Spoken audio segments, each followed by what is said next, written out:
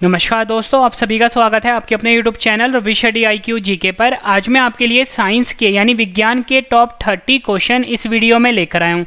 Friends, मैंने आपके लिए सभी क्वेश्चन सिलेक्टेड और इम्पॉर्टेंट लिए हैं। अगर आप किसी भी एग्जाम की तैयारी कर रहे हो, ये वीडियो आपके लिए काफ़ी ज़्यादा यूजफुल रहने वाला है। और फ्रेंड्स, पूरा वीडियो आप जरूर देखना। वीडियो के एंड में सभी क्वेश्चन का मैं आपको रिविजन भी करवाने वाला हूँ। तो चलिए शुरू करते हैं फर्स्ट क्वेश्चन से। फर्स्ट क्वेश्चन है हमारा, किस तत्व की कमी से घेंगा रोग होता है? सही आंसर है ऑप्शन डी, आयोडीन। आयोडीन की कमी से फ्रेंड्स घेंगा रोग होता है। और फ्रेंड्स, आपको ये पता होना चाहिए कि ये जो आयोडीन होता है ये हमें नमक से मिलता है, ठीक है। इसलिए फ्रेंड्स हमेशा ना जो नमक खाना चाहिए वो आयोडीन युक्त नमक खाना चाहिए। फ्रेंड्स, यहाँ पे ना बात हुई है नमक की, आपको ये पता होना चाहिए जो नमक होता है इसका जो फ्रेंड्स रासायनिक सूत्र होता है वो NaCl होता है। ये भी आपने ध्यान रखना, एग्जाम में पूछा जाता है। नेक्स्ट क्वेश्चन कर लेते हैं। डेंगू एक बुखार है जो उत्पन्न होता है तथा दूसरे मनुष्य में पहुंचता है। आंसर है इसका ऑप्शन सी, वायरस से उत्पन्न होता है डेंगू, और ये मादा एडिस मच्छर द्वारा दूसरे मनुष्य में पहुंचता है। ये क्वेश्चन भी एग्जाम में कई बार पूछा गया है। नेक्स्ट क्वेश्चन कर लेते हैं। नेक्स्ट क्वेश्चन है हमारा, पावर ट्रांसफार्मर की कार्य प्रणाली का सिद्धांत डैश पर आधारित है? आंसर है ऑप्शन डी, फैराडे का नियम। पावर ट्रांसफार्मर की जो फ्रेंड्स कार्य प्रणाली होती है ये फैराडे का जो नियम है इस सिद्धांत पर आधारित होता है। फ्रेंड्स, आपको ये पता होना चाहिए कि जो ट्रांसफार्मर है ये एक तरह का इलेक्ट्रिकल डिवाइस होता है, ठीक है। और फ्रेंड्स, इसका जो प्रयोग होता है, जो विद्युत होता है यानी इलेक्ट्रिसिटी होता है, इसको एक जगह से दूसरे जगह ले जाने के लिए प्रयोग किया जाता है, ठीक है। ये भी आपने ध्यान रखना है। नेक्स्ट क्वेश्चन कर लेते हैं। उस प्रक्रिया का क्या नाम है जिसमें गैस सीधे ही ठोस यानी सॉलिड वस्तु में परिवर्तित हो जाती है? सही आंसर है ऑप्शन ए, डिपोजिशन। डिपोजिशन फ्रेंड्स वह प्रक्रिया है जिसमें जो गैस होती है फ्रेंड्स वो सीधे ही ठोस यानी सॉलिड वस्तु में परिवर्तित हो जाती है। ये क्वेश्चन भी एग्जाम के लिए काफ़ी इंपॉर्टेंट रहेगा। फ्रेंड्स, मैं आपको छोटी सी इन्फॉर्मेशन दे देता हूँ। फ्रेंड्स, जो अनअकैडमी है जो कि इंडिया का नंबर 1 एजुकेशन चैनल है, इसका SSC चैंपियनशिप लीग चल रहा है और जिसका फिनाले है 30 अक्टूबर 2020 को सुबह 10:30 बजे, ठीक है। कंप्लीट इन्फॉर्मेशन आपको वीडियो के डिस्क्रिप्शन में एक लिंक पे क्लिक करना है, मिल जाएगी। बाकी मैं आपको वीडियो के एंड में भी कंप्लीट इन्फॉर्मेशन देने वाला हूँ। नेक्स्ट क्वेश्चन कर लेते हैं। नेक्स्ट क्वेश्चन है हमारा, आधुनिक आवर्त सारणी के पहले व दूसरे समूह को क्या कहा जाता है? आंसर है इसका ऑप्शन बी, S ब्लॉक कहा जाता है। फ्रेंड्स, जो आधुनिक आवर्त सारणी यानी कि मॉडर्न पीरियोडिक टेबल जो है उसका जो फ्रेंड्स पहला और दूसरा ग्रुप है उसे हम S ब्लॉक कहते हैं। फ्रेंड्स, ये चीज़ मैं आपको फोटो से समझाता हूँ। फ्रेंड्स, ये आपके सामने एक आवर्त सारणी है, इसे आप पीरियोडिक टेबल भी बोलते हैं। फ्रेंड्स, ये वाला जो ग्रुप है जो मैंने आपको बताया, ये वाला ग्रुप, ठीक है, और ये वाला ग्रुप, ये क्या होता है फ्रेंड्स? S ब्लॉक होता है, ठीक है। और आपको पता होना चाहिए कि जो मॉडर्न पीरियोडिक टेबल है उसमें कुल मिला के फ्रेंड्स 18 ग्रुप होते हैं, ठीक है। ये 1 2 3 4 5 6 7 8 9 10 11 12 13 14 15 16 17, ये 18 ग्रुप हैं, ठीक है। ये होता है S। ये वाला जो है फ्रेंड्स ये होता है D, ये D ग्रुप है, ठीक है। और फ्रेंड्स, आपको ये पता होना चाहिए कि ये वाला जो होता है ये होता है P ग्रुप, ठीक है, ये P ग्रुप होता है। और ये वाला जो है फ्रेंड्स ये है F ग्रुप, ये आपने ध्यान रखना है, ठीक है। ये भी एग्जाम में पूछा जाता है। नेक्स्ट क्वेश्चन है हमारा, यदि लोलक की लंबाई 4 गुना की जाए तो लोलक झूलने की समय अवधि पर क्या फर्क पड़ेगा? तो सही आंसर इसका ऑप्शन बी, 2 गुना हो जाएगा। फ्रेंड्स, देखो, लोलक जो घड़ी होती है उसको हम पेंडुलम घड़ी भी बोलते हैं, ठीक है, पेंडुलम घड़ी भी बोलते हैं। और इसने ये कहा कि जो लोलक घड़ी की जो लोलक है, ठीक है, उसकी अगर लंबाई 4 गुना हो जाती है तो उसकी समय अवधि पर क्या फर्क पड़ेगा? मैंने कब कहा? 2 गुना हो जाएगा। कैसे होगा फ्रेंड? देखो, इसका फॉर्मूला होता है, जो समय अवधि होती है जिसको कि हम T से लिखते हैं यानी टाइम पीरियड से लिखते हैं, ये होता है 2π/L/G। तो यहाँ पे हमें क्या कहा गया था? लंबाई जो है वो 4 गुना हो जाएगी, यानी ये जो L है क्या हो जाएगा? 4 गुना हो जाएगा। तो फ्रेंड्स, अगर रूट के अंदर कोई भी चीज़ 4 होगी, अगर जब रूट आप हटाओगे तो कितना √4 की वैल्यू क्या होती है? 2 होती है। तो यानी कि फ्रेंड्स हमारे पास टाइम पीरियड की वैल्यू क्या आ गई? 2 आ गई। इसलिए मैंने आपको आंसर बताया कि 2 गुना हो जाएगा, ठीक है। ये क्वेश्चन भी एग्जाम में पूछा गया है। फिर इसके बाद जो मैं आपको सभी क्वेश्चन रिवीजन करवाने वाला हूँ वो आपके लिए काफ़ी ज़्यादा इंपॉर्टेंट रहने वाला है।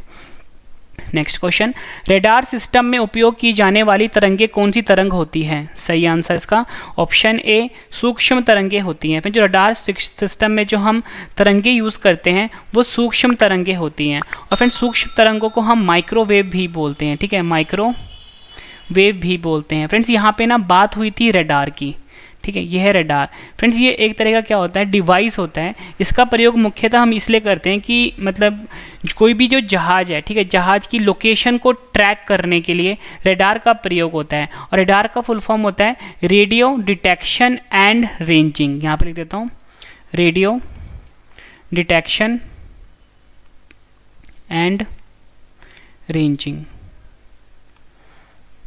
फिर जितनी भी मैं आपको एडिशनल इन्फॉर्मेशन दे रहा हूँ सब आपके लिए इंपॉर्टेंट है और एग्जाम में इस पे क्वेश्चन पूछे जाते हैं। नेक्स्ट क्वेश्चन कर लेते हैं। एक उड़ते हुए चक्के की प्रति सेकंड घूर्णन किसमें मापी जाती है? सही आंसर है ऑप्शन डी, स्ट्रोबोस्कोप। स्ट्रोबोस्कोप जो होता है फ्रेंड, इससे हम उड़ते हुए चक्के की प्रति सेकंड घूर्णन मापी जाती है। और फ्रेंड्स हम जो बाकी के ऑप्शंस हैं उसे डिस्कस कर लेते हैं। मैंने आपको बताया जो स्ट्रोबोस्कोप होता है फ्रेंड्स, ये उड़ते हुए चक्के की प्रति सेकंड घूर्णन मापी जाती है। वहीं फ्रेंड्स अगर हम बात करें बैरोमीटर की, फ्रेंड्स इससे हम वायु दाब मापते हैं। एनीमोमीटर जो होता है फ्रेंड, इससे हम वायु की गति को यानी वायु के वेग को मापते हैं। वहीं फ्रेंड्स अगर हम बात करें हाइग्रोमीटर की, इसके द्वारा हम आर्द्रता को मापते हैं। ठीक है फ्रेंड्स, जितनी भी आपको एडिशनल इन्फॉर्मेशन दे रहा हूँ सब आपके लिए इंपॉर्टेंट है। नेक्स्ट क्वेश्चन कर लेते हैं। सुबह का सूरज इतना गर्म नहीं होता जितना दोपहर का, क्योंकि? तो सही आंसर है इसका ऑप्शन डी, सुबह के समय सूरज की किरणों को अंतरिक्ष में अधिक दूरी तय करनी पड़ती है। इसी कारण से जो सुबह का सूरज होता है वो इतना गर्म नहीं होता, बल्कि दोपहर का जो सूरज होता है वो ज़्यादा गर्म होता है। नेक्स्ट क्वेश्चन कर लेते हैं। और फ्रेंड्स यहाँ पे ना बात हुई थी सूर्य की, आपको एग्जाम में पूछा जाता है कि सूर्य पे मुख्यतः कौन सी गैस पाई जाती है, तो फ्रेंड्स आपका आंसर होगा हाइड्रोजन गैस पाई जाती है। ठीक है, और फ्रेंड जो सूर्य का प्रकाश है ये पृथ्वी पर 8.16 सेकंड में पहुंचता है। कहीं कहीं पे फ्रेंड्स आपको 8.20 सेकंड भी देंगे। ठीक है, ये अप्रॉक्सीमेट वैल्यू होती है। नेक्स्ट क्वेश्चन कर लेते हैं। बेकिंग सोडा का रासायनिक सूत्र क्या होता है? सही आंसर है इसका ऑप्शन डी, NaHCO3। NaHCO3 जो है फ्रेंड, इसको हम कुछ इस प्रकार से लिखते हैं NaHCO3। ये है फ्रेंड्स बेकिंग सोडा का रासायनिक सूत्र। और फ्रेंड्स ये जो बेकिंग सोडा है जिसको मैंने आपको बताया कि NaHCO3 से लिखते हैं, इसका जो फ्रेंड्स रासायनिक नाम होता है वो होता है सोडियम बाइकार्बोनेट। ठीक है, ये आपने ध्यान रखना है, सोडियम बाइकार्बोनेट। और फ्रेंड्स यहाँ पे जो NaCl था ये सोडियम क्लोराइड था। ठीक है, और आपको ये पता होना चाहिए CH4 जो है मीथेन है। और फ्रेंड्स ये जो Na2CO3 है ये सोडियम कार्बोनेट है। ठीक है, ये आपने ध्यान रखना है, ये भी आपके लिए इंपॉर्टेंट रहेगा। और मैंने आपको बताया बेकिंग सोडा का जो रासायनिक सूत्र है वो NaHCO3 है। नेक्स्ट क्वेश्चन कर लेते हैं। टाइफाइड बुखार किसके द्वारा होता है? सही आंसर इसका ऑप्शन ए, जीवाणु के द्वारा। जीवाणु के द्वारा फ्रेंड्स टाइफाइड बुखार होता है। और फ्रेंड जीवाणु को हम बैक्टीरिया भी बोलते हैं, यहाँ पे लेता हूँ, जीवाणु को हम बैक्टीरिया भी बोलते हैं। नेक्स्ट क्वेश्चन कर लेते हैं। निम्न में से कौन सा प्लाज्मोडियम परजीवी का वाहक है? सही आंसर है इसका ऑप्शन ए, मच्छर। फ्रेंड जो मच्छर होता है ये प्लाज्मोडियम परजीवी का वाहक है। ये क्वेश्चन फ्रेंड्स डायरेक्टली एग्जाम में पूछा जाता है और एसएससी में, रेलवे में कई बार रिपीट हो चुका है। और फ्रेंड्स ये जो वीडियो है, अगर आप किसी भी एग्जाम की तैयारी कर रहे हो जिसमें फ्रेंड्स साइंस आता है ना, उसके लिए फ्रेंड्स ये वीडियो काफ़ी ज़्यादा यूजफुल है। नेक्स्ट क्वेश्चन कर लेते हैं। विकासवाद का सिद्धांत किसने प्रतिपादित किया था? सही आंसर है ऑप्शन ए, डार्विन, जिन्हें कि चार्ल्स डार्विन के नाम से भी जाना जाता है। इन्होंने विकासवाद का सिद्धांत प्रतिपादित किया था। नेक्स्ट क्वेश्चन करते हैं। एक वस्तु पर लगाए गए गुरुत्वाकर्षण बल को क्या कहा जाता है? सही आंसर इसका ऑप्शन बी, वजन कहा जाता है। एक वस्तु पर फ्रेंड्स जो गुरुत्वाकर्षण बल लगता है उसे हम वजन कहते हैं। और फ्रेंड्स का फॉर्मूला होता है W = mg। यहाँ पे देता हूँ, W = mg फॉर्मूला होता है। और एक वस्तु पर लगाए गए गुरुत्वाकर्षण बल को हम वजन कहते हैं। नेक्स्ट क्वेश्चन कर लेते हैं। हथेली पर रखने पर निम्न में से कौन सा तत्व पिघल जाएगा? सही आंसर है ऑप्शन सी, उपयुक्त दोनों, गैलियम और सीजियम। गैलियम और सीजियम जो होता है फ्रेंड्स ये हथेली पर रखने से पिघल जाता है। पिघल क्यों जाता है फ्रेंड्स? इनका जो मेल्टिंग पॉइंट होता है फ्रेंड्स वो बहुत ही ज़्यादा कम होता है, इस कारण से फ्रेंड्स ये हथेली पर रखने से पिघल जाते हैं। फ्रेंड्स यहाँ पे बात गैलियम की हुई है। जो गैलियम एलिमेंट है इसका जो फ्रेंड्स सिंबल होता है वो Ga होता है। अगर बात करें परमाणु क्रमांक की फ्रेंड्स वो 31 होता है। वहीं फ्रेंड्स अगर हम बात करें सीजियम की, इसका जो फ्रेंड्स सिंबल होता है वो Cs होता है और इसका जो फ्रेंड्स परमाणु क्रमांक होता है वो 55 होता है। ये भी आपने ध्यान रखना है, इंपॉर्टेंट है। नेक्स्ट क्वेश्चन कर लेते हैं। आयनिक यौगिक के गलनांक और कवंथनांक, गलनांक को फ्रेंड्स हम बोलते हैं मेल्टिंग पॉइंट, ठीक है, और कवंथनांक को फ्रेंड्स हम बोलते हैं बॉइलिंग पॉइंट, डैश होते हैं। सही आंसर इसका ऑप्शन ए, उच्च होते हैं। आयनिक यौगिक जो होते हैं फ्रेंड्स इनका जो गलनांक होता है और कवंथनांक होता है फ्रेंड्स वो उच्च होता है। इसका जो फ्रेंड्स कारण होता है क्योंकि फ्रेंड्स इनका जो अंतर आयनिक आकर्षण होता है आयनिक यौगिका वो काफ़ी ज़्यादा मजबूत होता है, ठीक है। इसी कारण से फिर इनका जो गलनांक और अवंथनांक होता है वो ज़्यादा होता है, और फिर इसको हम इंग्लिश में बोलते हैं इंटरमॉलिक्यूलर फोर्स। नेक्स्ट क्वेश्चन कर लेते हैं, बर्फ़ को पिघलने से बचाने के लिए निम्न में किसका प्रयोग किया जाता है? सही आंसर है ऑप्शन बी, नमक का प्रयोग किया जाता है। बर्फ़ को पिघलने से बचाने के लिए फ्रेंड्स हम नमक का प्रयोग करते हैं। बात नमक की हुई है, जिसे कि हम सॉल्ट भी बोलते हैं, और इसको फ्रेंड्स रासायनिक सूत्र होता है इसका सोडियम क्लोराइड यानी कि NaCl, ये आपने ध्यान रखना है। नेक्स्ट क्वेश्चन कर लेते हैं, तारे मुख्यतः किसके बने होते हैं? सही आंसर इसका ऑप्शन डी, हाइड्रोजन और हीलियम के। तारे जो होते हैं फ्रेंड्स ये मुख्यतः किसके बने होते हैं? हाइड्रोजन जिसका सिंबल होता है H और हीलियम जिसका सिंबल होता है He, इसके बने होते हैं तारे, जिसे कि हम स्टार्स भी बोलते हैं। और फ्रेंड्स आपसे एग्जाम में क्वेश्चन पूछा जाता है कि जो तारे होते हैं इनका जो रंग होता है वो अलग अलग क्यों होता है, ठीक है। तो फ्रेंड्स इसका आंसर क्या होगा? ड्यू टू टेम्परेचर, ठीक है। टेम्परेचर अलग होने के कारण यानी तापमान अलग अलग होने के कारण इनका जो रंग होता है फ्रेंड्स वो अलग अलग होता है। नेक्स्ट क्वेश्चन कर लेते हैं, स्टेनलेस स्टील क्या है? सही आंसर इसका ऑप्शन सी, मिश्र धातु है। स्टेनलेस स्टील जो है फ्रेंड्स एक तरह का मिश्र धातु है, जिसे कि हम एलॉय भी बोलते हैं। और फ्रेंड्स ये जो एलॉय होता है यानी कि जो मिश्र धातु होता है ये एक होमोजीनस मिक्सचर होता है, किसका? मेटल का, जिसे कि हम धातु भी बोलते हैं। ये होमोजीनस मिक्सचर होता है मेटल का और नॉन मेटल का, ठीक है, नॉन मेटल, जिसे कि फ्रेंड्स हम अधातु भी बोलते हैं। और फ्रेंड्स आपसे एग्जाम में ये पूछा जाता है कि जो स्टेनलेस स्टील है ये किसका मिश्र धातु होता है यानी एलॉय होता है? तो आपका आंसर होगा फ्रेंड्स ये आयरन का, जिसका सिंबल Fe होता है, और क्रोमियम प्लस निकल का मिश्र धातु होता है, ठीक है, यानी एलॉय होता है। क्रोमियम प्लस निकल, क्रोमियम को Cr से लिखते हैं, निकल को Ni से लिखते हैं।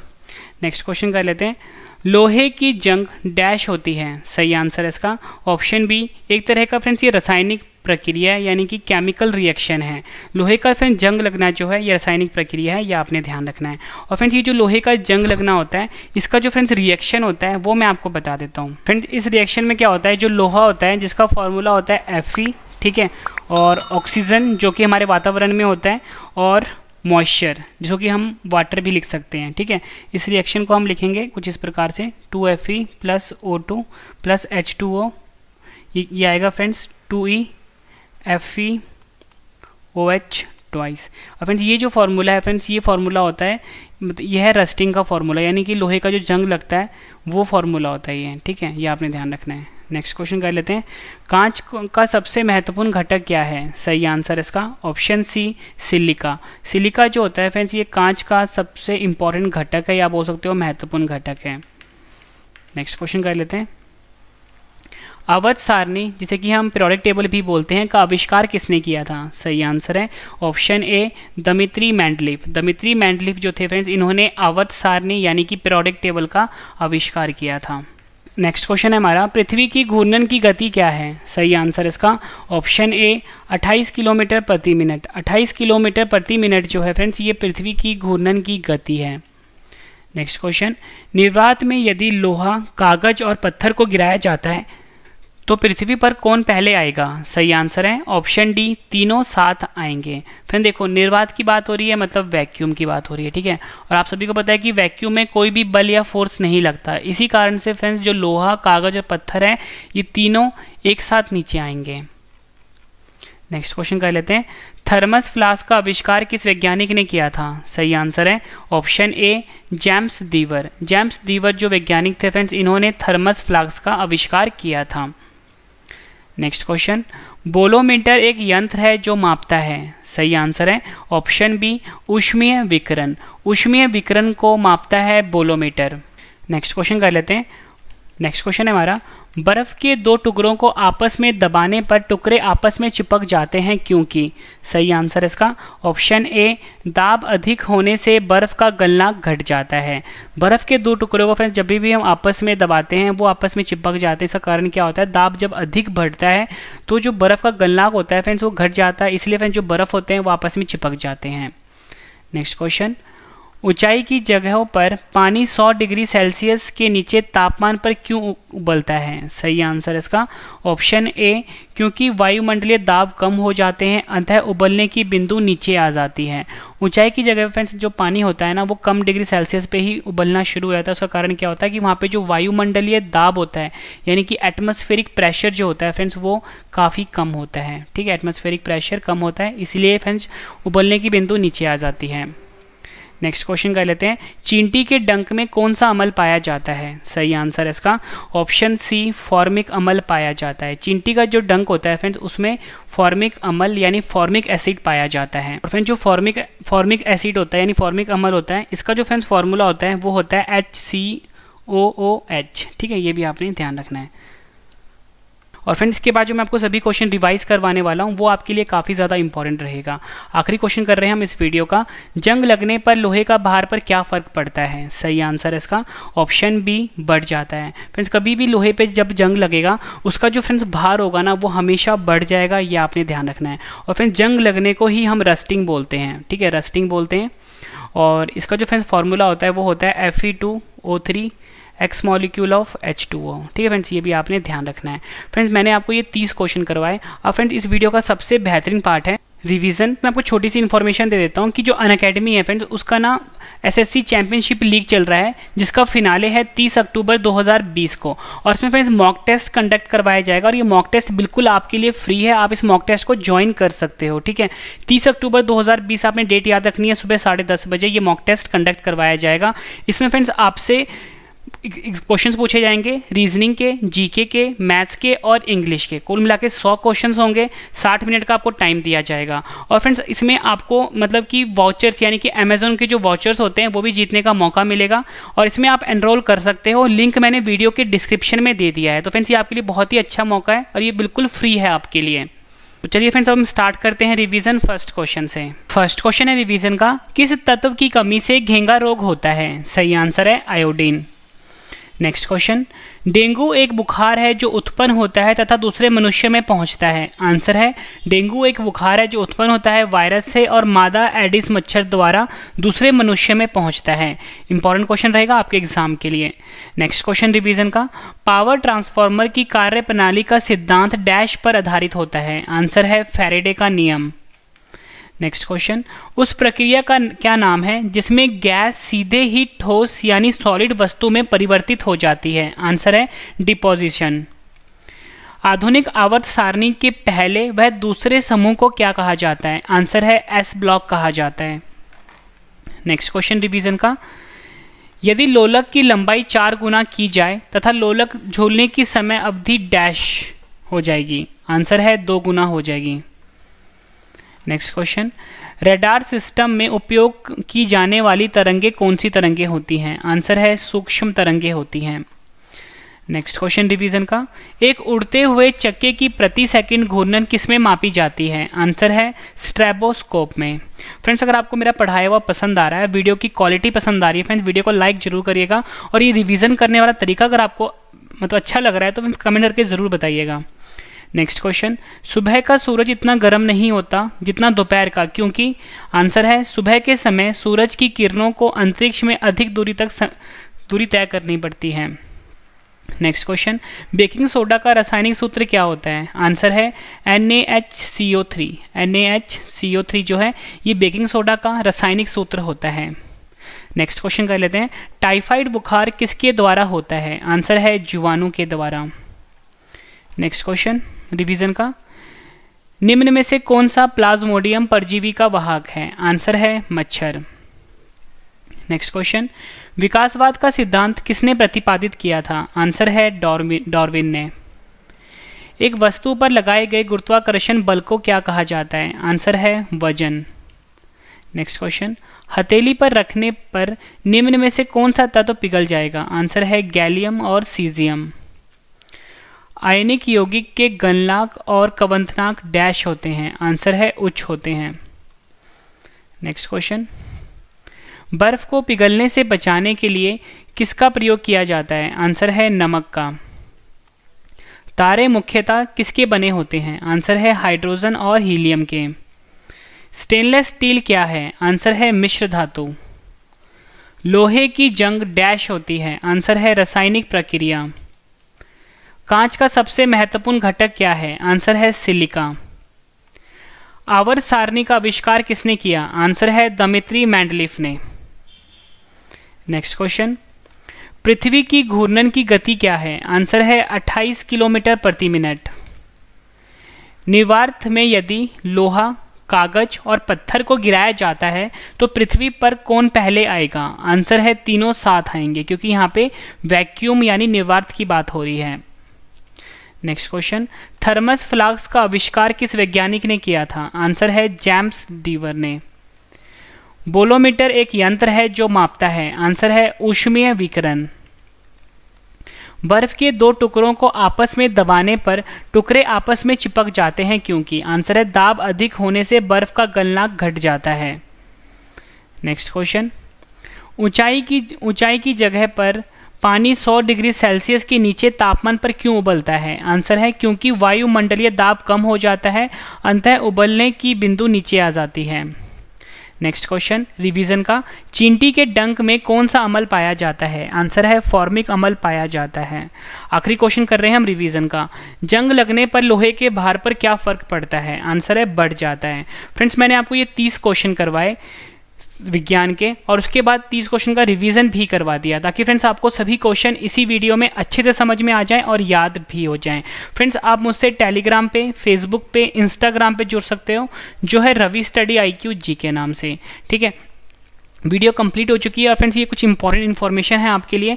मेरा एक करंट अफेयर का चैनल भी है जिसका नाम है current affairs by Ravi study IQ GK।